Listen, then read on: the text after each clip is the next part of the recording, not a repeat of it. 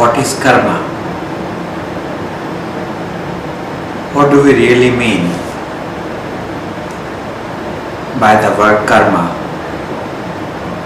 especially in Hinduism?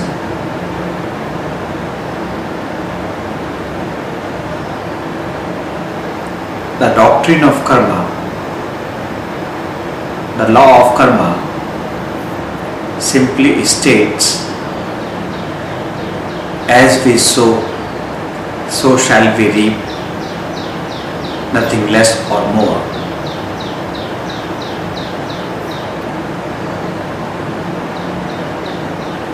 Karma, truly speaking, as per the sacred Bhagavad Gita of Hinduism, the foremost of all sacred scriptures existing on Mother Earth, is the hidden ingredient of the cosmic system through which life from one manifestation moves to another manifestation. In simpler words, karma is the accounting office of the cosmic system. Everything that happens in the cosmic system gets recorded through the process of karma.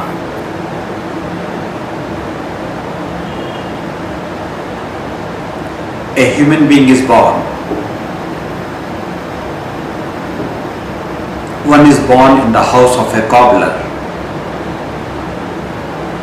But why was one born in the house of a cobbler and not a king? It was the residual balance of karma of all the previous manifestations that demanded one being born in the house of a cobbler and not a king. If the residual balance of karma demands our taking birth in the house of a king, then it would be so. Does it mean the doctrine of karma is the foremost in governing the destiny of mankind? Truly speaking, it is not like that. Karma only maintains the system, the recording, but the act itself is conducted by the individual self. As we perform, so shall be our future, never otherwise. Having taken birth in the house of a cobbler, it is quite possible that I develop a fondness for the princess of the state. If I enact my karma accordingly, if I manifest my destiny in present life, it is possible for the cobbler's son to marry the princess of the state. One born in the house of a cobbler, owing to the residual balance of karma of all the previous manifestations, but by manifesting one's destiny in present life, one can always get ahead on the path of karma in the journey of life. It is not karma that binds us. It is our actions that bind us. If I was born on the karma index of 44, it is my actions that will decide whether I proceed to karma index of 45 or reduce myself to the level of 43. Reaching the karma index of 99 announces one having reached the level of Mahavira, Gautam Buddha, Jesus Christ, or Prophet Muhammad.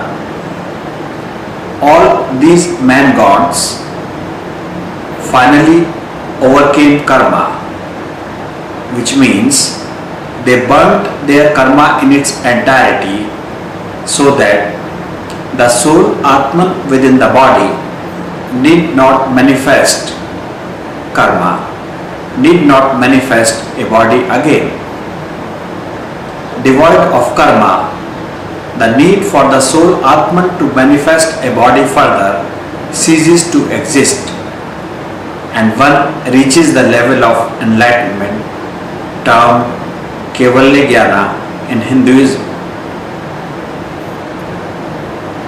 Manifestation after manifestation, slowly the life moves from one body to another, and in the whole cosmic crux of life, ever since the soul Atman started on its cosmic journey, the lifespan of one soul Atman is 8.4 million manifestations, an earthly journey of 96.4 million years. Starting journey in the cosmic system as an amoeba, the first manifestation, the soul Atman gradually evolves into multi-cell formation, then insect life, then plant life, animal life, and finally the form of human beings. Before manifesting the human form, the soul Atman has already spent 7.3 million manifestations up to the animal form. In the human form alone, we have 1.1 million manifestations and an earthly journey of 12.4 million years to reach the stage of enlightenment, to reach the karma index of 99. It is at 100 one gains salvation, moksha forever. The soul Atman finally liberates itself from the cosmic cycle of birth and death and gains entry into the kingdom of God, termed Vaikuntha in Hinduism.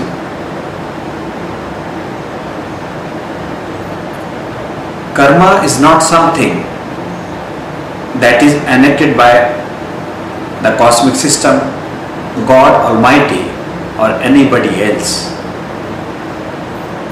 Every single piece of action is performed by the individual self. As we perform, so shall our future be. If we have been born at a lower level in present life, our physical manifestations, our physical actions need to earn punya karma. And what is punya karma? Our indulgence in positive karma all the time will earn punya karma, and by accumulating punya karma, we proceed ahead on the scales of karma from number 44 to 45, 46, finally 99 and 100.